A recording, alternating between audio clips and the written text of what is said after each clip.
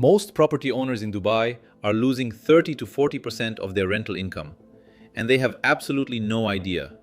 They bought in the right city. Some of them even bought decent properties, but the way they're operating those assets is bleeding them tens of thousands of dirhams every single year. By the end of this video, you're going to understand exactly where that money disappears and how we pull 8% plus net yields out of properties that other owners can barely squeeze 4% from. Same buildings, same locations, completely different results. And everything I'm about to tell you, I do with my own money, on my own properties, every single day. Let me start with something most people in this market don't fully understand. Dubai has some of the strongest tenant protection laws in the world. If you rent your property long-term, RERA controls how much you can increase rent each year. The tenant decides when they leave, not you. If they stop paying, the legal process to remove them takes months. If you want to sell, you need to give 12 months notice. And even then, the system makes it painful. I've personally dealt with tenant situations where the person refused to leave and the law favored them. That is the reality of long-term rentals in Dubai. The government protects the tenant, not the landlord. And this is exactly why Dubai has become one of the most active short-term rental markets on the planet. It's not because everyone suddenly fell in love with Airbnb. It's because property owners realized they were getting trapped by their own tenants. They couldn't control pricing. They couldn't control timing. They couldn't reset to market rents. So they moved to short-term and mid-term stays to take back control of their own assets. But here's the problem. The vast majority of them are doing it completely wrong. And wrong operations on a good property is worse than no operations at all, because you're actively destroying your asset's reputation in the market. Let me break down the 3 mistakes I see every single week from property owners in Dubai who've listed on Airbnb or Booking.com and are wondering why their returns don't match what they were promised. Mistake number 1. They set a flat nightly rate and leave it. 500 dirhams a night, 12 months a year, done. That's not a pricing strategy. That's laziness. And it's the most expensive laziness in short-term rental. Demand in Dubai shifts every single day based on seasonality, day of the week, what events are happening, what the competition is doing, how far out the booking is, and a dozen other variables. When Dubai is hosting a major exhibition or its peak season from October through March, your rate should be significantly higher. 800, 900, sometimes over 1,000 dirhams a night for a well-positioned one-bedroom. When it's a quiet Tuesday in July, you adjust down to maintain occupancy. This is called dynamic pricing, and we do it every single day across every property we operate. The revenue difference between a flat rate and a properly optimized dynamic approach is 20 to 30% annually. On a property generating 200,000 dirhams a year, that's 40 to 60,000 dirhams you're either putting in your pocket or gifting to the market. Same unit, same building, same views, completely different income. Mistake number 2. They list on one platform and hope for the best. Usually just Airbnb. Maybe Booking.com if they're feeling ambitious. But here's what they don't understand. Each platform reaches a completely different guest segment. Business travelers don't book the same way leisure tourists do. Corporate relocators use different channels than families on holiday. We distribute every property across Airbnb, Booking.com, direct channels, and corporate booking platforms because relying on a single platform is a risk, not a strategy. Every empty night on your calendar because a guest couldn't find your listing on the channel they actually use, that's revenue you never get back. And those empty nights don't just cost you that night's income. They hurt your search ranking on every platform, which means fewer impressions, fewer bookings, and a downward spiral that feeds on itself. Mistake number 3. They treat the guest experience like an afterthought. And then they wonder why their reviews sit at 4.5 and their calendar has gaps you could drive a truck through. In short-term rental, your listing is your storefront. The quality of your photos, the way your title and description are written, the information you send before check-in, how fast you respond when something goes wrong, the condition of the property when a guest walks through that door, all of this directly impacts 3 things that determine your income. Your conversion rate, meaning how many people who see your listing actually book. Your nightly rate, meaning what you can charge and have people pay it, and your reviews, which is the most important metric in this entire business. Let me tell you why reviews matter so much. A property sitting at 4.9 stars will outperform a 4.6 in the same building by 30% or more in annual revenue. That's not my opinion. That's how the algorithm works. Better reviews push your listing higher in search results. Higher search placement means more people see your property. More visibility means more bookings. More bookings at higher rates mean higher revenue. It's a compounding loop. But it only kicks in when operations are dialed in from day one. One bad review from a preventable problem, a dirty apartment, a broken appliance, a slow response, that single review can cost you bookings for months because the algorithm remembers and guests read reviews before they read anything else about your listing. Now let me tell you who I am and why this matters.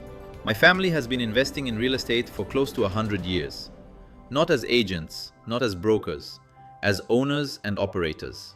Multiple countries, multiple generations, multiple market cycles.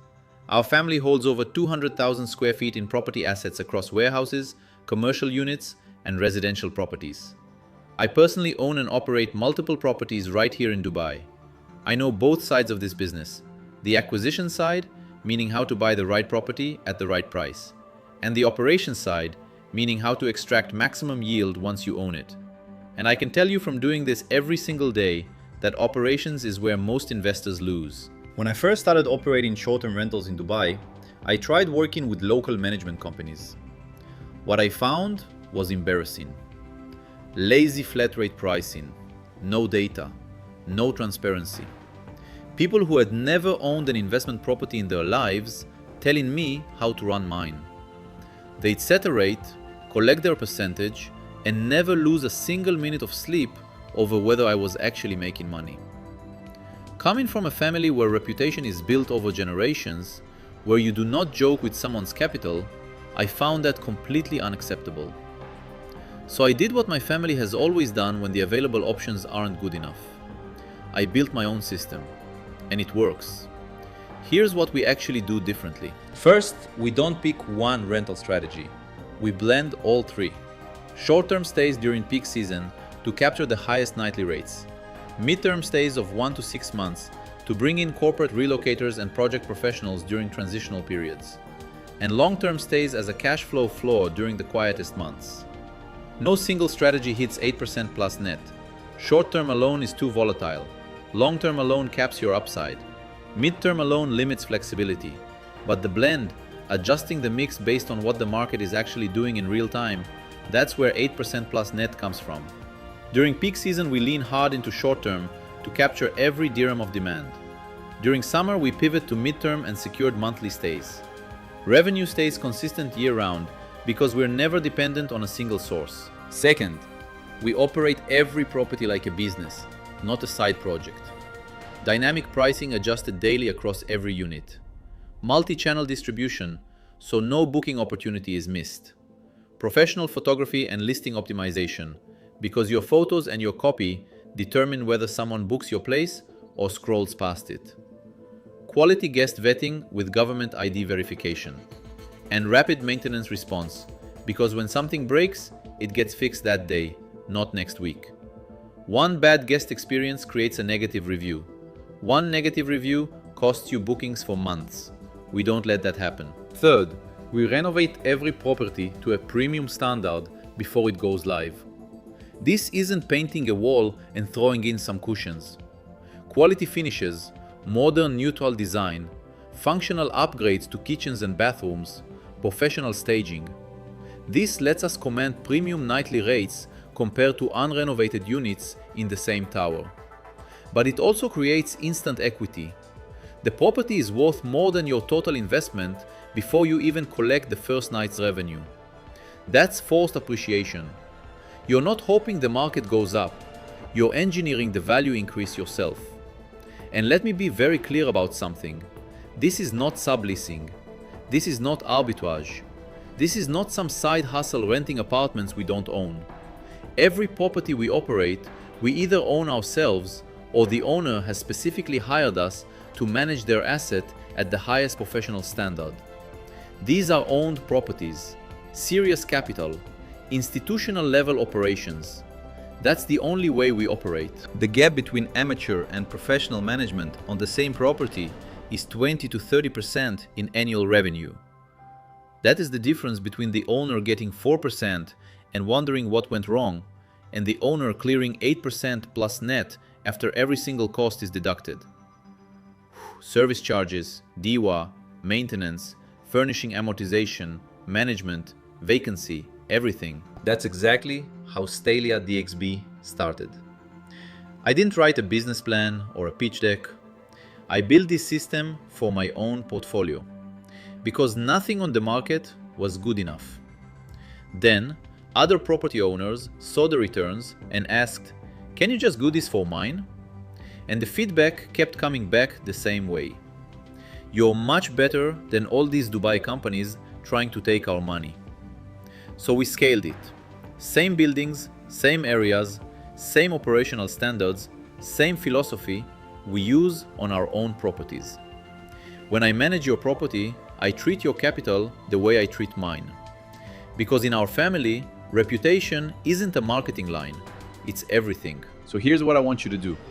If you already own property in Dubai and your returns are disappointing, or you're about to deploy capital here for the first time and you want to make sure it's done right, send me a WhatsApp message. The link is in the description below. No sales pitch, no pressure, just a straight conversation between investors about what your property could actually be generating and how to close the gap between where you are and where you should be. I'll look at your specific situation, give you honest numbers, and tell you exactly what needs to change. If this video helped you see your property differently, subscribe and share it with one property owner you know in Dubai who needs to hear this. Because the more people who understand that operations drive returns, not just location, the fewer people get taken advantage of by management companies that don't care whether you make money or not. Send me that WhatsApp message, link in the description. Let's talk.